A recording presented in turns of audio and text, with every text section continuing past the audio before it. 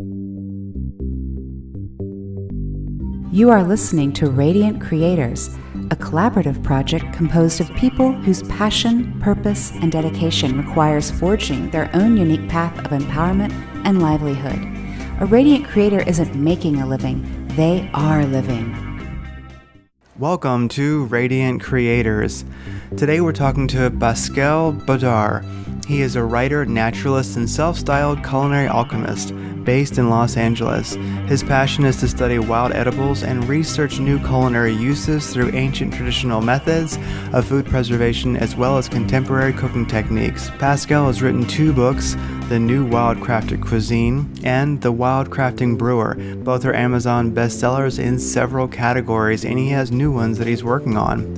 His philosophy is that conscious wildcrafting should be in harmony with the environment, that we can gather what we need and then also make the environment even better through doing so. When you harvest one plant, be sure to plant the seed.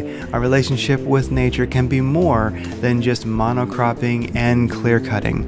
He's doing great work. Welcome, Pascal. Well, we have your book here, The New Wildcrafted Cuisine. It's hardback, 432 pages of culinary ideas and over 600 beautiful photos. So I have to comment, who was your photographer? I mean, the photos in this book really are, I've never seen a more beautiful book on gathering or even, plant identification. This is probably the most beautiful book I've ever seen in any genre like it. Cool. So I was my own photographer. Really? Yeah. Okay. So have you like put time and effort into learning to be that good of a photographer, or is it just natural? So this is interesting. It's part of my background. So I grew up in Belgium. If you want to know my background a bit, I grew up in Belgium, and foraging was completely part of my life at the time.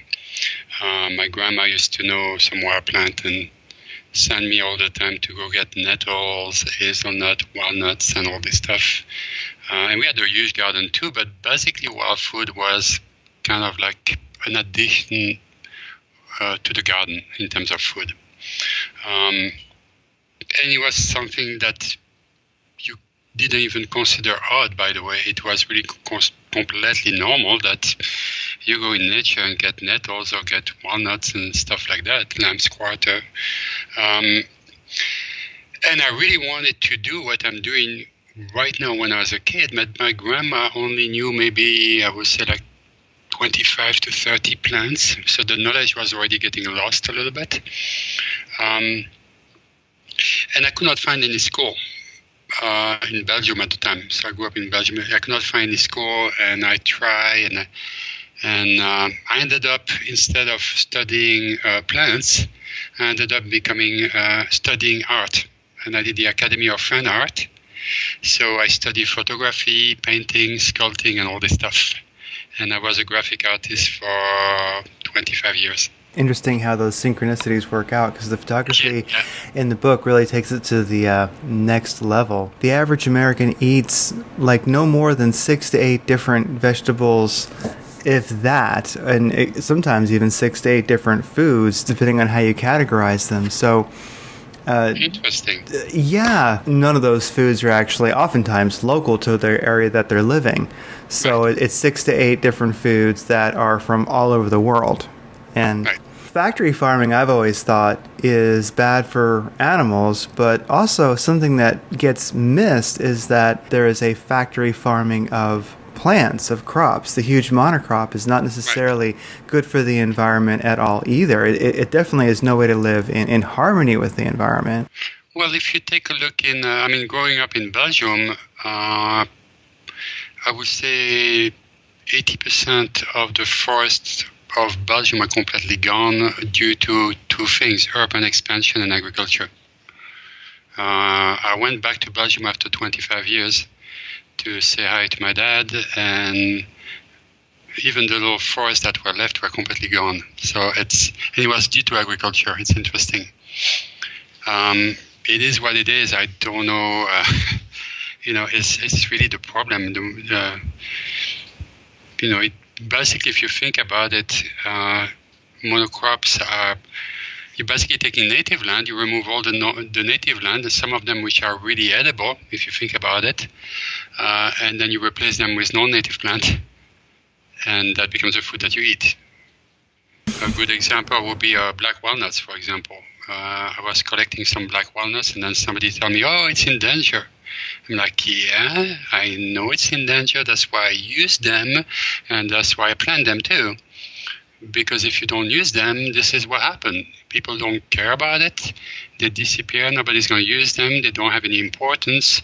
Somebody buy a house, destroy the trees. I mean, you name it. So if plants are not used, they will eventually disappear. And monocropping is also one of the problem where I see a danger for nature, for what I do. Yes, because people don't have a connection to nature, and I would say sometimes often really their health or their physical bodies. I mean, their emotions and their minds. There's a big disconnect, and it seems that feeling of place, they don't actually live anywhere. They might live in a neighborhood, but that's somewhat generic. That neighborhood could be anywhere. There's no real connection to life in it. There's no connection to as you put it, you call it terroir. The terroir. Terroir. Okay. Yeah. Well, how would you? So, what would you say about that need for the human to have that connection to live in, to walk in, to be aware of their terroir? Yeah. So it's interesting. And by the way, I have nothing against farming, but I'm more into like organic farming. Yeah. Instead of the huge monocrop that you see, and of what wheat, corn, and all this stuff. But my definition of terroir is pretty much what is available in the environment as of 2018, for example. If I go outside in my environment, something that is not farmed, is completely wild, this is actually the terroir. It's composed of native plant, and it's also composed at this point of non-native plants that have been imported from Europe or different countries for the last 300 or 400 years, I guess. But for me, this is the terroir. This is where the real flavor of a place are in nature. Even if you go to the supermarket in New York or Los Angeles or whatever, a lot of the food is really important from different locations. Although in California, we actually grow a lot of things, But, my viewpoint is, or my interest is really to be able to create food that is a representation of an environment. So I live in Southern California, and my passion is really kind of like to, really explore all those flavor and the taste that you cannot find anywhere else. There is no way you can buy that at the store, for example. I calculated last time there's probably 700 different ingredients I can collect from the wild. And most of them are actually non-native. I think of our public lands here in America that we can roam, and the people who have interest in those really are the people who use them. And I don't have anything against hikers. I love them, but they tend to walk in and walk out. But there's not the same interest in the land as I would say hunters and gatherers have.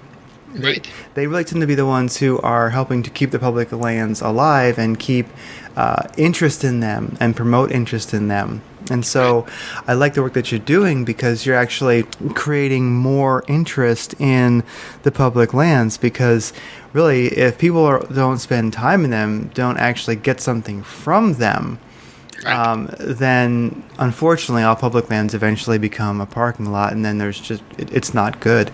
So something I'm interested in is you have been foraging for quite a while, definitely, and you're doing it for a living now, which is wonderful. And you do teach walks in the woods, courses on it. We'll talk about those a little bit more soon. Foraging is becoming a culinary trend in restaurants. You mentioned that. And I'm wondering, do you see that trend increasing? And what role are you playing in that? Are you actually working? You actually have worked with restaurants to help and chefs to help to broaden their... So it's interesting. It was an interesting experiment. I actually stopped working with restaurants like 2 years ago. For two reasons. One, it was really exhausting. Two, one of the issues that I went into is that a lot of the chefs were interested to use wild food because it was something very trendy, but they didn't know what to do with it if I was bringing them like some exotic food. And very often they will ask me to bring them wild food that will work within their cuisine. So if you're a French chef, you want very common wild food like chickweed, dandelion, and stuff like that. So it was kind of boring, to be honest, because I didn't find a chef that actually say, this is super interesting. I really want to explore the local flavor and see what we can do with it. I basically was a food provider, but there was not that, I didn't see that passion or that really desire to explore. The only one who was a little bit different, and I worked with her for 2 years, was Nikki Nakayama from an Naka restaurant. She's a very famous chef, and she's the only chef who will actually come with me in nature to connect with the plant and the environment. The fear of mushrooms, and maybe the fear of foraging in general, eating something that you gather in nature, where'd that fear come from, do you think? Because it's definitely deliberately put there. It's interesting if you think about it. By the way, a lot of the public that come to my classes are actually hikers. It's interesting. So humans right now live in I live in Los Angeles. So those people here live in a very, very complex environment, but they are actually able to do so many things, like read signs, understand how to travel, how to take the subway if necessary, the car schedule, the metro, and all this stuff. So there is so much complexity that people are actually able to process. But suddenly they go hiking and go in nature, and they don't know anything anymore. They don't know what those plants are. They don't know what to do with them. It's completely backward. If you think about it, 100 years ago, people knew pretty much, a lot about nature. But you will put them in Los Angeles right now, they will get completely lost, like not knowing what to do. And now you have people who are completely educated and really knowledgeable on what to do in a city and how to get around and where to go, where you get your food and all this stuff. But you put them back in nature, they're completely lost. So all this is, within 1 or 2 generations, all this knowledge has been actually more, probably like 3 generations. All this knowledge has been lost. So my role, the way I see it, is really to educate back people, and a lot of my publics are actually hikers and people who are into food. But the hikers, they actually come to me because they say, we are actually walking, for like 1 hour every day or 2 hours every week in nature, and we are surrounded by things we have no clue what they are. We don't know their name, and we don't know what to do with them. It's kind of fascinating. Time in nature is speaking to them to go deeper, to know more. Totally. Yeah. Mm-hmm. And that's why I like to teach, because frankly, one of my biggest problem as a forager, I call myself a wildcrafter in Los Angeles, is really the chemical, like people, the city spraying or the park and recreation spraying chemicals. And also people trashing places. I would say in 15 years, I probably lost 5 miles of place where I used to go forage because I would not touch them anymore. It's so trashy. And it's mostly because people don't care about nature. They just go into nature to like hide and drink beer or whatever and just trash the place. It's just no respect. And if you don't know something, or if you don't know how valuable things are, then you're not going to respect them. And I can tell you that when I teach people, what nature can offer and can do for them, they actually really take care and start, when I go foraging, I always have a bag with me and I pick up the trash, if I see some. I still have my student doing that too. From your bio in your book, The New Wildcrafted Cuisine, I believe it says, as a forager, you must assume the role of being a steward of the land. If you do so, the rewards will be plentiful. Yeah. So you're not only taking from the land, you're a steward of it. It is yours to take care of. Yeah, totally. Like, for example, yesterday I collected the black walnuts and I will use 20% and replant them because black walnuts are actually getting rare. So that's one way you actually can help the environment. My viewpoint on foraging after, it's been a learning experience over the years, but my viewpoint on foraging right now is foraging should be done in such a way that it is actually good for the environment. It is completely possible. Here in Los Angeles, we are completely surrounded by, I would say more than 100 edible plants that are non-native, and some of them are invasive. If you come here in LA and you take a look at the hills in Los Angeles in May, they are completely yellow from mustard flowers. It's interesting because some of those mustard actually crop in different countries, but here in Southern California, they are viewed as non-native and invasive. So there are two solutions. Either you uproot them and cut them and try to get rid of them, or you use chemicals on them. But they are not eaten either way. And if you think about it, you have people in Los Angeles who cannot afford good food, and we are completely surrounded by organic food that the city is actually interested to get rid of. There are no solution there. There is no dialogue between the city and the possibility of using all those resources as food so that you can actually help native plant to come back too. It's a very interesting dilemma, and I'm really, from my perspective right now as of 2018, I'm going like, foraging should be done in such a way that you really help the environment, you really concentrate on all those very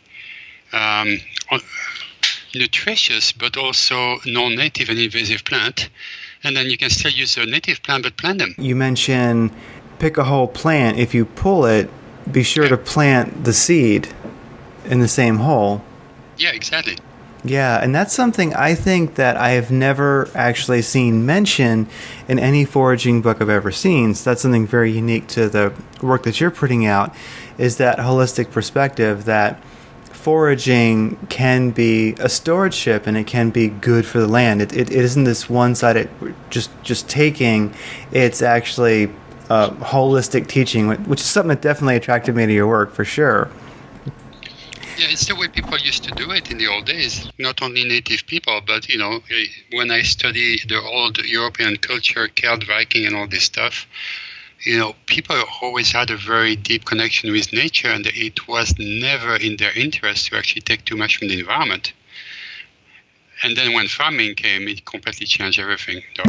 Oh, everything changed quite a lot. And I would say, since this is the country I'm most familiar with, America, it really was about the 1750s where you see a lot of that change. That's when the environment became a commodity. That's when buffaloes became buffalo tongues and buffalo skins. That's when we started to expand quite a bit and take monocrops with us across the land. So that was a huge change. Why do you think people litter in nature? And I'll just tell you, my thought real quick is I think it's a disconnection, of course, from nature.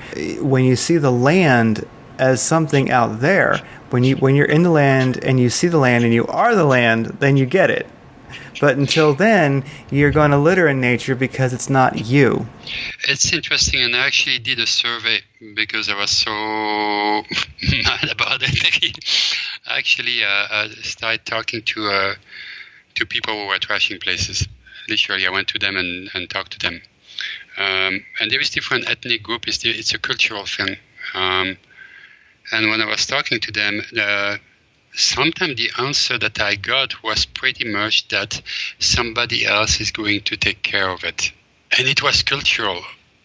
Like they basically there, they do their thing, drink their beer, whatever, and then they just leave everything there, and somebody else is going to come around and clean it for them. This is expected. This is what's happening. It's not a bad thing because it gives a job to somebody else. It's kind of lazy, but there is definitely sometimes a cultural thing there too, which I didn't know until I started talking to people. I understand that mentality 100% in a public park, where there are trash cans and somebody actually does come and clean it up. I understand that in a Walmart parking lot. Yeah, no, I agree with you. But in nature, it's just a very different situation. Yeah. Totally, but it's still the same, it basically was the same consideration as if you were at the beach, like somebody's going to take care of it.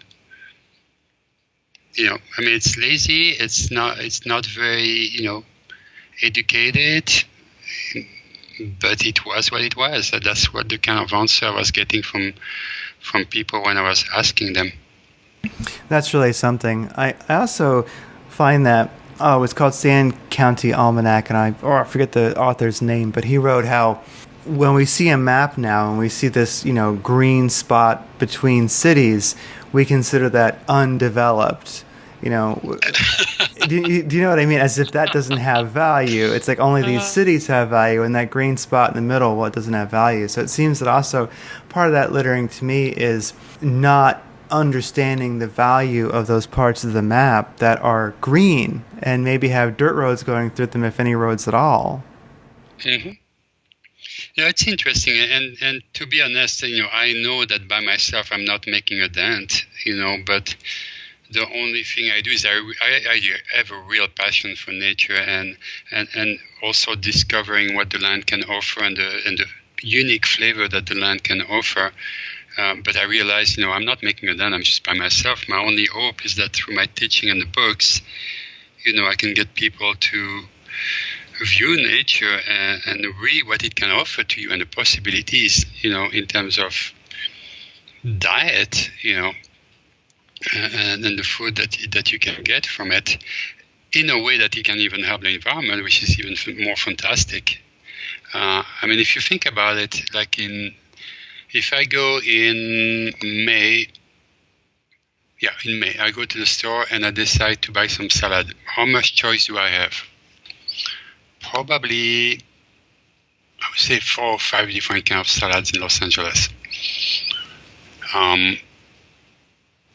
If I go in nature in May, I probably can collect enough edible greens in 20 minutes to feed 10 people.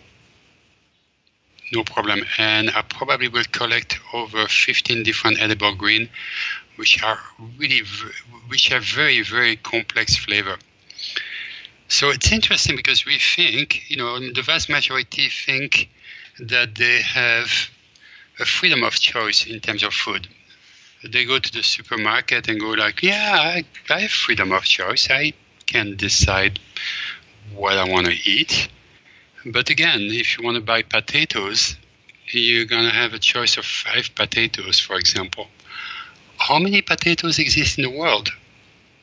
How many kind of potatoes exist in the world? 10,000. Approximately 10,000. It's crazy. Why do we have only 5? Oh, yeah, it's pretty much russet, sweet potatoes, red potatoes. Yeah. Maybe if a supermarket's very daring, they have purple potatoes. Yeah, and I'm lucky. I'll be honest, because I live in Los Angeles. It's a big city, and we have a lot of ethnic market. So I have access to very exotic food, because of those ethnic market. But most other American city probably would not have, what's available to me.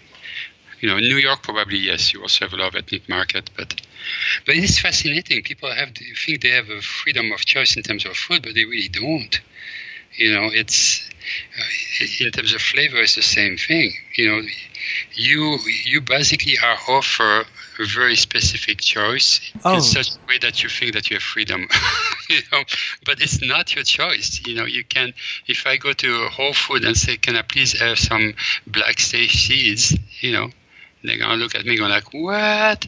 Can I have some lamb's quarter seeds? What? So, yeah.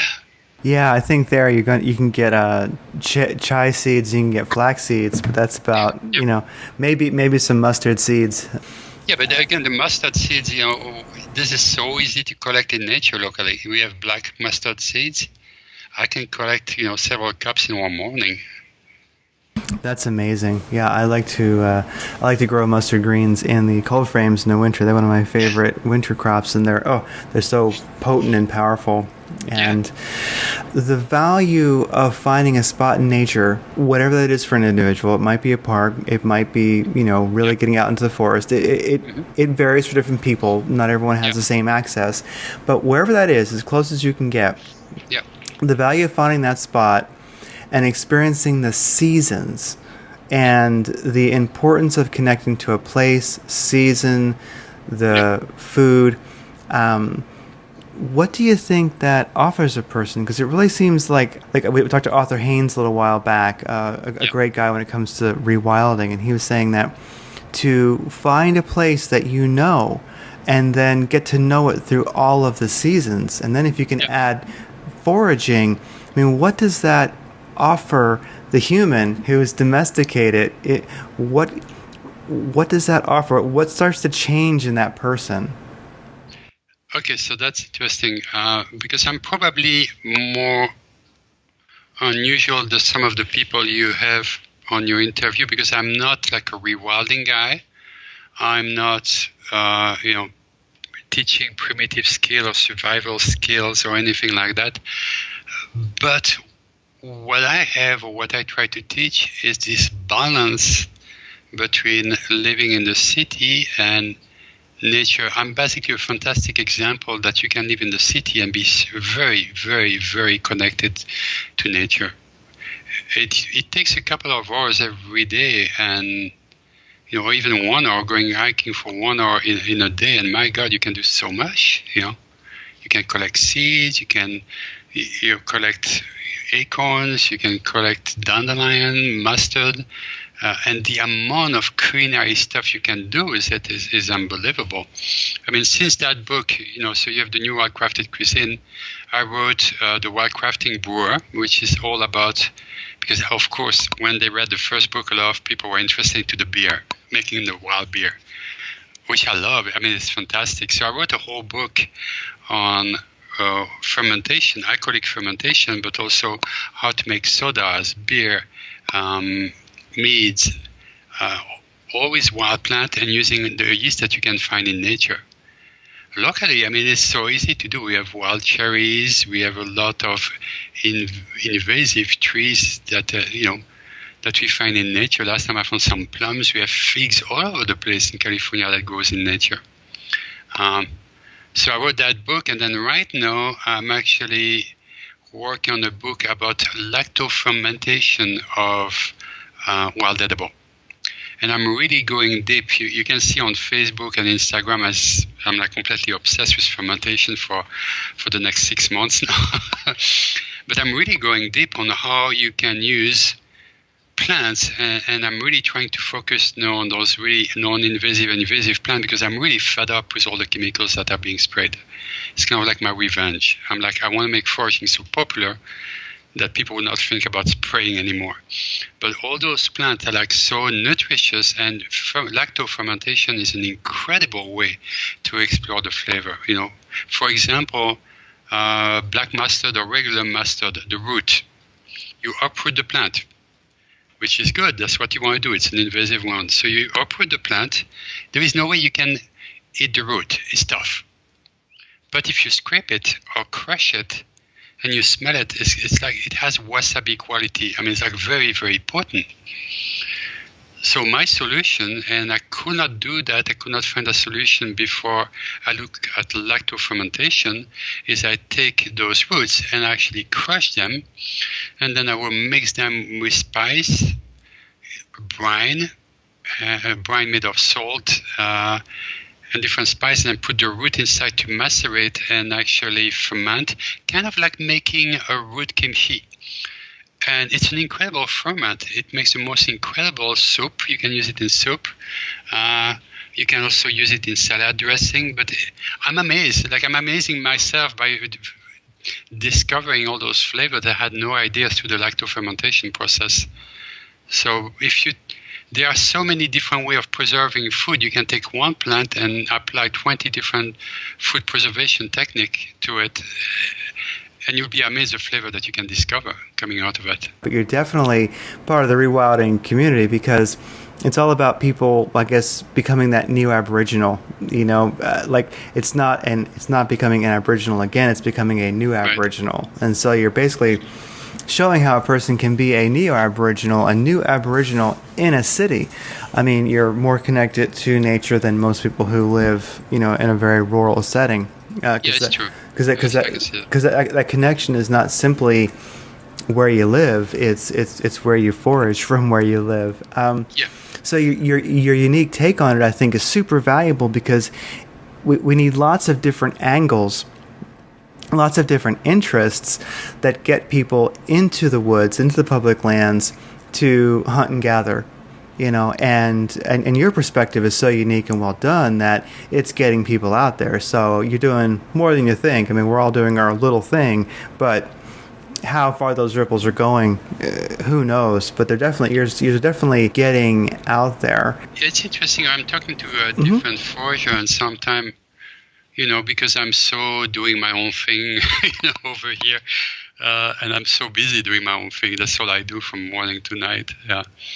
I sometimes, don't realize that, for example, foraging for seeds is unusual. I didn't know that. I was just doing it. And then one time somebody said, you foraging for seeds is unusual. I'm like, really? It's everywhere. There's probably like 200 edible seeds that you can find wild. Out of the 200, I would say more than 100 are non-native. They're all food. You can use them to... in bread, you can use them in soups, you can make crackers with them. I mean, there's so many different use. I usually even add them to salads and stuff. I'm doing lactofermentation right now. I'm doing some from India, fermented achar, which also includes seeds. So I'm even putting some of those seeds in my fermentation. But apparently it was not very unusual for people to forage seeds. So insect is the same thing, by the way, foraging insects. How did humans come across fermentation? Like, why do we ferment? Because it is, there's so many different fermented foods. I mean, right. And they're a part of our lives. We don't really know why, don't really know where they came from necessarily. And fermentation is an odd thing. Like, how did humans come across it, and why did they bother after they did? Well, I can tell you from my perspective, and I never really look at the story of that, but from my perspective, right now you go to the supermarket, you have food all year long. In the old days, and I said the old days, like if it was hunter-gatherers, some of your food will be available for maybe like 3 weeks. Like, let's say chickweed, we have chickweed here in Los Angeles. We're going to have chickweed for like 1 month. That's it. Then we may get other plants, and all the season, we have different things during the season. But your game, and I did that not because it's something I've read somewhere that I was supposed to do, but I did that because I had to do it. If I wanted to explore the flavor, your game become to find a way to preserve the food that you collect. And fermentation is probably one of the easiest way to do it. If you think about it, alcohol, beer, whatever, it's a food preservation technique. You have those berries, you have so much berries, or you have so much wild grapes that you don't know what to do. Ferment them. There is nothing to do, by the way. The only thing you have to do is maybe add water, maybe add a little bit more sugar if you have some, but the natural yeast is already on the fruit most of the time. You take that beverage and it makes you super happy. Oh my God, big discovery. alcohol is fantastic also as a painkiller too. So in the old days, very, very old days, having a painkiller was something super valuable too. Lacto fermentation, same thing. The only thing you need is salt. So probably if I look at kimchi, for example, I have not read it, but the way some of the kimchi is made is I really think that they simply used seawater in the old days and just put some of those cabbage in it with some spice and you end up with a kimchi. I've done it with seawater. The only problem is I had to get the seawater all the way from Oregon because I would never touch the seawater here in Los Angeles due to pollution. But yeah, I made a kimchi like condiment just by putting my vegetables and wild food into seawater and just let it ferment that way. And I've heard all kinds of odd stories of how humans discovered fermentation. Like I think the early civilization between the Tigris and Euphrates rivers supposedly left, I think it was beer in a basket. No, I'm sorry, like wheat in a basket, and it rained on it, and they forgot about it, and beer was created. Who knows if that's true? But who knows? In my opinion, it probably started with mead. Mead, because mead is so easy. As soon as you add a little bit of water to raw honey, you immediately get fermentation going. Oh, okay. That's all it is, because pure raw honey, not the raw honey you buy at the store, by the way, because it's not really raw, but pure raw honey, if you have bees, always contain wild yeast. As soon as you add water to it, you end up with fermentation. Oh, okay. So that would actually be the process for mead then, would be raw honey from the beehive, and then just add water to that and mix it, let it sit, and you've got mead? Yeah, so if you had, I'm pretty sure you can have a scenario in the old days where you had this tree with a hole in it, which was a lot of bees like that, and it started raining. Somehow the honey fell into the water, and boom, you got the mead right there inside your tree. If somebody tasted that, like if somebody crazy like me would go around, he may actually taste it and go, oh, by golly, this is fantastic. Maybe I can do more of this. But he would have to be crazy like me. Oh, that sounds great. Yeah, I mean, if I exist, I know that some people are crazy enough to do things like that. Oh, well, craziness is like heaven, so it works out. I mean, I like that because I think mead was, back in the 1300s or so, I think it was considered, that was like the peasant brew. That if you didn't have money, that's like what the peasants were out drinking, because they had honey, but grapes were harder to come by, so... Yeah, and the same thing with beer, by the way.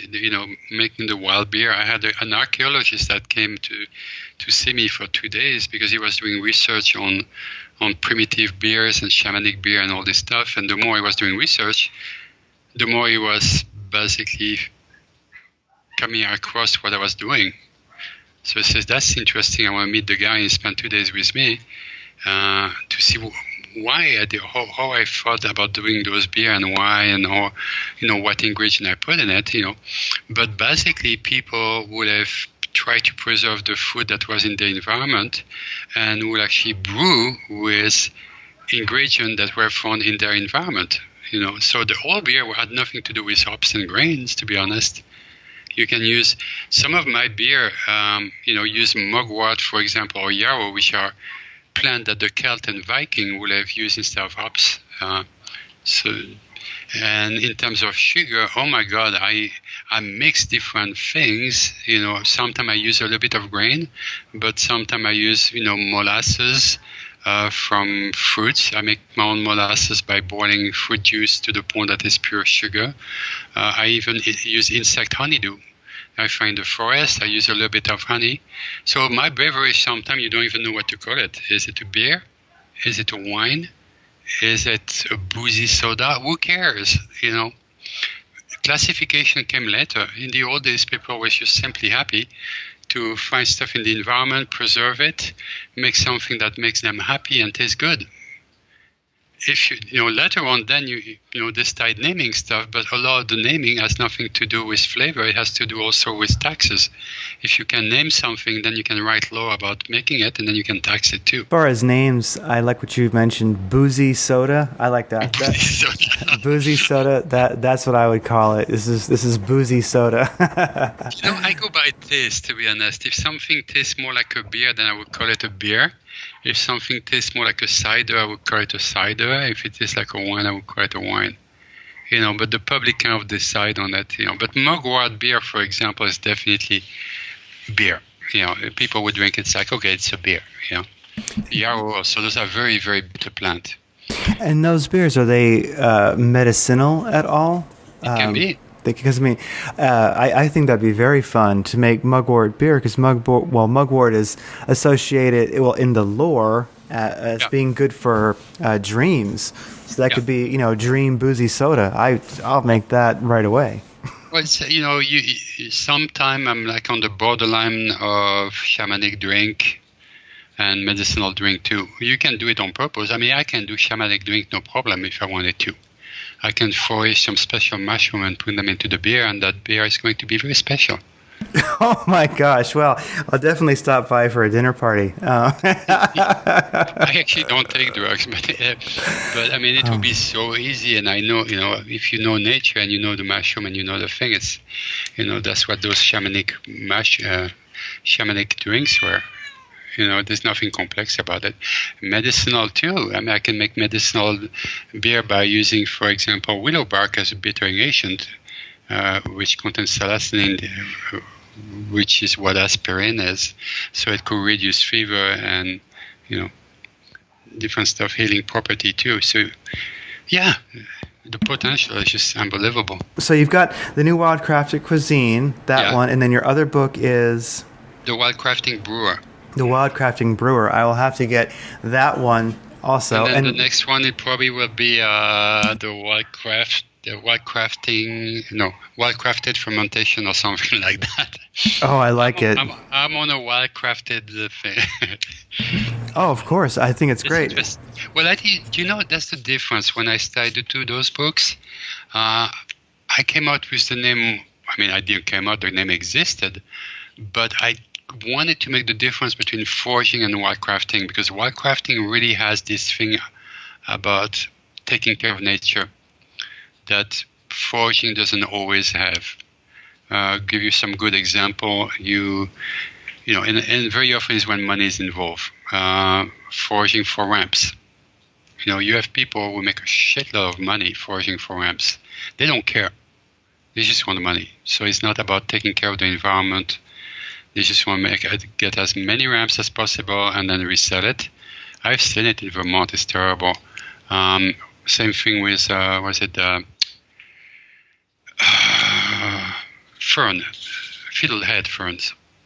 Same thing. I've seen, like, when I was in Vermont, like a whole field with all the fern cut off because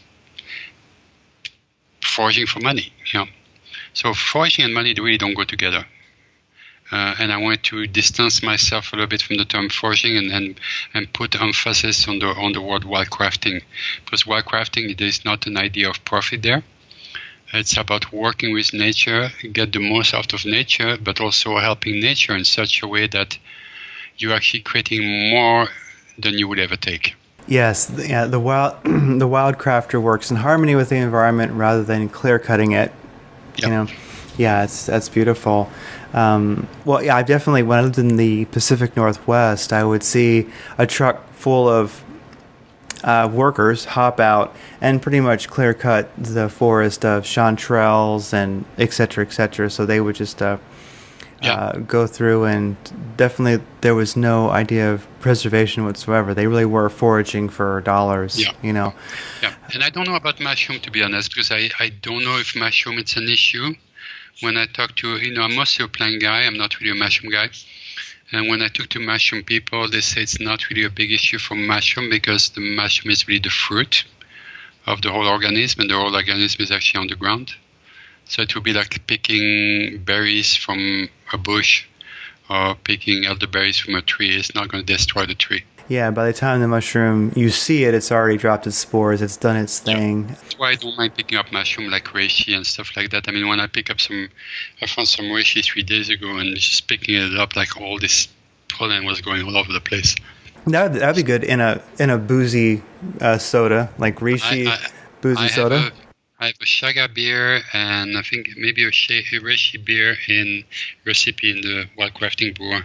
Oh my heavens! Well, I'll be ordering that right after this.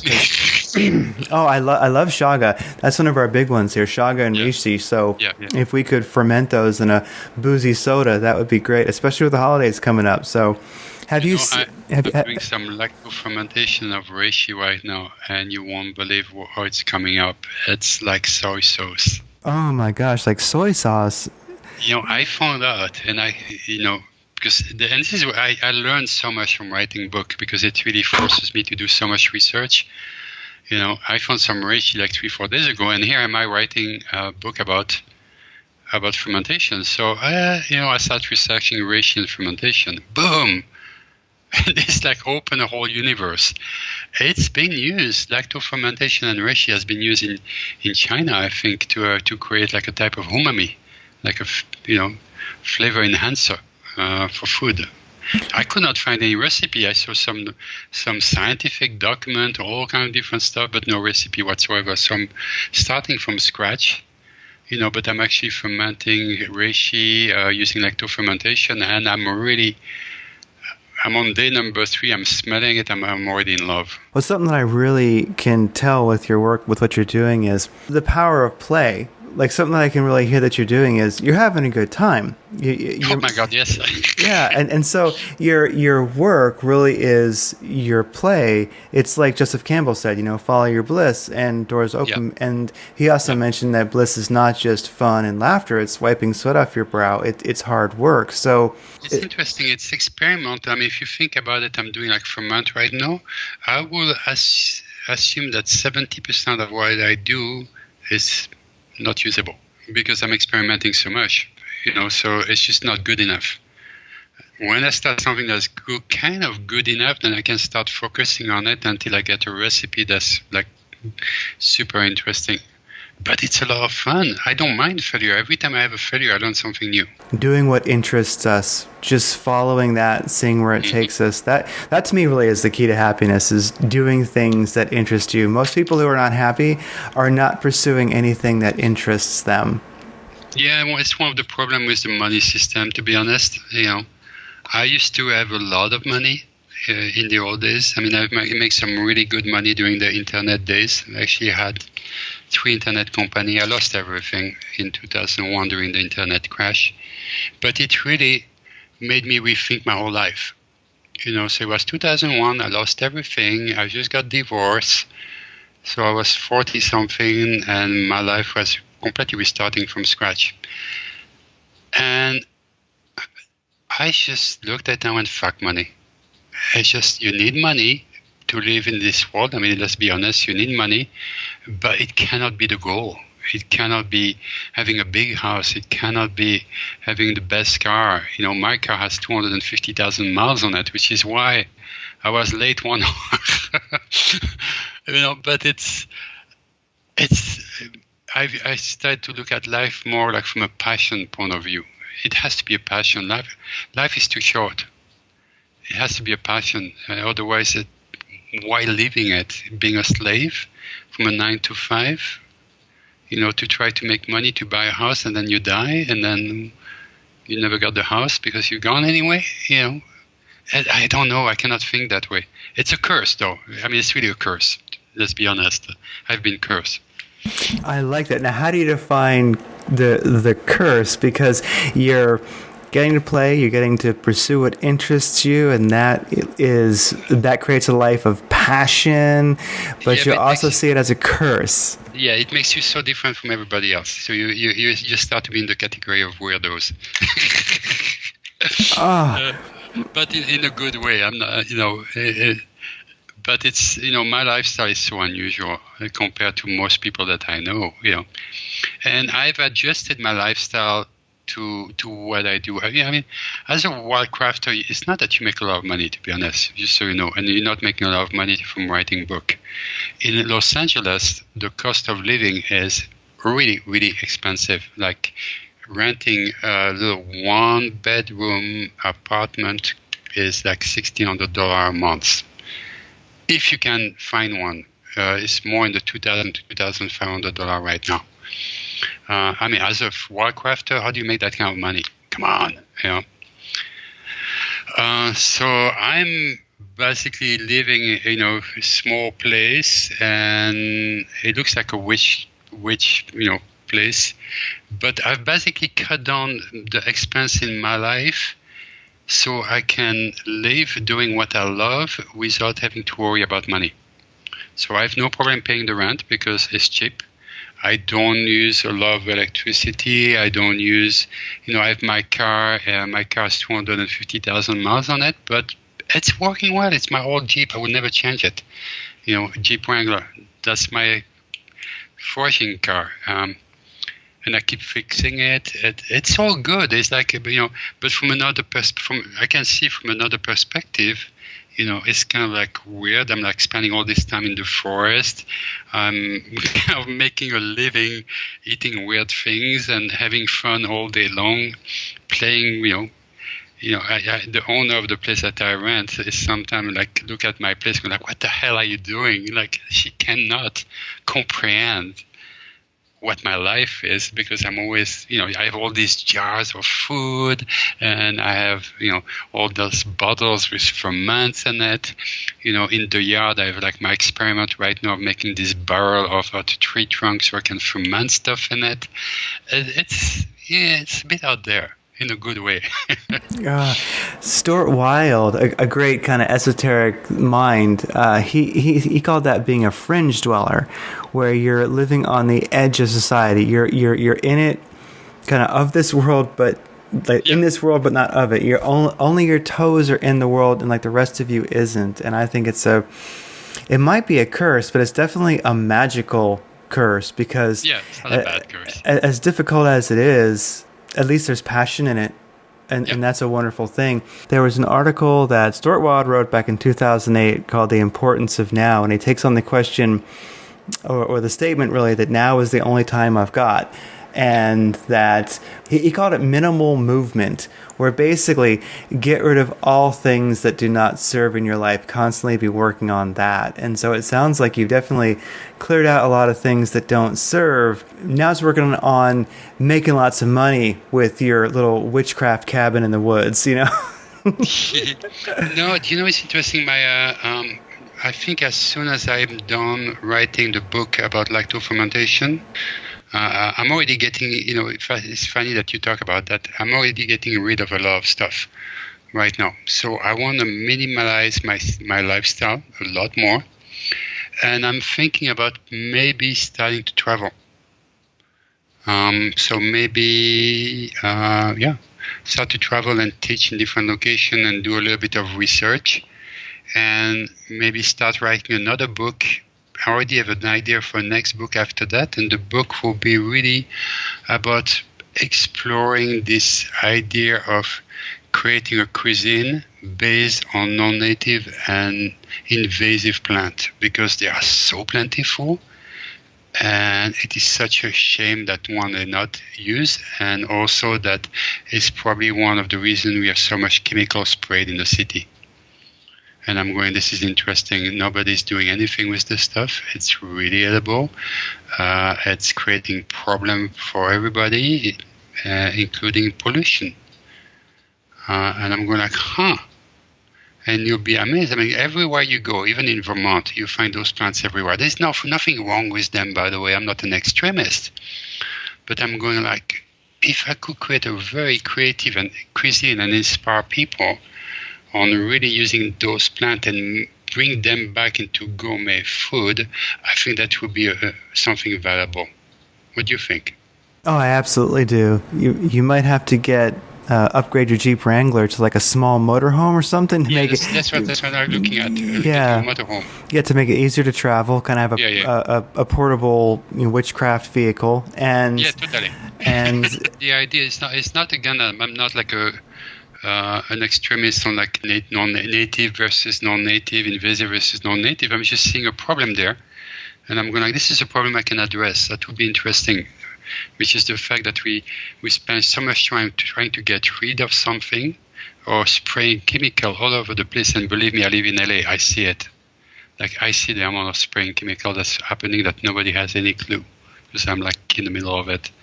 I'm going like, maybe I can change a little bit of that. That would be something valuable. People have no idea how much chemicals we're surrounded with. The whole forest that you see in the first book, the New Wildcrafted Cuisine, this beautiful forest I talked about, gone. Completely, it's so toxic right now. They're spraying chemicals right, left, and center, trying to get rid of something called Arundinodonax. They've been spraying chemical for 2 years. I cannot touch that forest with. It's toxic waste for me at this point. It's terrible. I think what you're doing really is how we can change that, or it's the only way we can actually do anything about it is to get people out there. I think that, woods, vast expanses that have boots in them where people are hunting and gathering, I'm all for hunting. I'm a hunter, and gathering to me, it is what's natural for humans. When people take an interest, then that's what protects those lands, because for the most part, most people, they don't have a clue what's happening out there. When public lands come and go, they don't know. So I really appreciate your unique perspective on wildcrafting and that you're getting it out there, because it's getting a whole genre, a whole bunch of people interested and out there who weren't out there before. And so I think it's great. I mean, it may seem like it's a small contribution, but it's way bigger than you think. And I really look forward to you taking it on the road. That's going to be great. How about Acorns? What is the history of Acorns? Because hunter-gatherers, native people who got sometimes certain parts of the year, like up to 50% or more of their calories from acorns, these are something that humans have seriously been munching on for a long time. And they litter the area. I mean, and we kind of ignore them. So give us some interesting insight on Acorns, and then we'll just wrap it up where people can get a hold of you and such. So acorn is super interesting. It's it was a major food source in Europe and different countries, Korea also. I think probably every country was using acorn if they had oak trees. Southern California, definitely a large source of one of the main food source for native people, because it was so easy to get. I think one oak tree can give you like up to 200 pounds of acorn. Why it is not in California cuisine, I have no idea. Speaking of California cuisine, actually I don't know what's really native to California in California cuisine, if there is such a thing. But acorn, every year I can collect as much as I wanted if I wanted to. I mean, there is so much. The only thing you have to do is you have to process them and leach them to remove the tannin. And in the wildcrafting cuisine, I have two different methods. There's a boiling method, and there's also a cold leaching method in cold water. But guess what? Found a new use for it. In the wildcrafting cuisine, I think we made some burgers and with acorn and all kind of different interesting acorn flours, and we use them in breads and crackers and stuff like that. But guess what? Lacto-fermentation, I study how to make vegan cheese, vegan fermented cheese, and I really started to look into it because I eat regular cheese. And I started to really look at spice and how to add flavor to those vegan cheese. And the fermentation process really brings it to a new level. I've been making acorn cheese, fermented acorn cheese with the nuts. It's absolutely unbelievable. It is so good. It will literally taste nearly like a cheese. And ever since I started to work on those cheese, doing vegan cheese with local nuts and stuff like that, I would say those classes have been sold out twice a month every time. I had a vegan chef who came to the first class and he went nuts. He went like, speaking of nuts, he went completely nuts, going like, oh my God, this is incredible. And the word of mouth just went crazy. You can, this is a new one. This is, again, using a food preservation technique like fermentation to a regular ingredient, and you changing it completely, But you can be lazy too. You can go to the Korean store in Los Angeles and you can buy Acorn flour. This is the only place where you can actually buy it, the Korean store. Your September and October schedule is being updated, so people should definitely go to urbanoutdoorskills.com. Some of the classes that Pascal has coming up September 23rd, wilder fermentation, and it's a plant walk. Includes brewing wild beer with local plants, extracting wild yeast, and plant walk. So they basically can sign up directly from the website. My email address is there. And I only take 15 people per class. So it's not about the money. It's actually about the quality of instruction. So for any class that you see there, I only take 15 people per class. So it's kind of first come, first serve. And a lot of the class gets sold out that way, but it's so much better than, trying to get like 30 people or whatever. It's just not good. So it's not about the money. It's about quality of instruction. It's more fun. It's more hands-on. And, I never take more than 15 people. That is massively altruistic. That is great. Well, it has been amazing having you on the show. I totally appreciate it. Thanks for showing up. And we will get this posted in the next day or so. And I will send you a link to it when we do. Fantastic. Thank you so much. Oh, thank you. And hopefully we will talk to you again sometime. Oui.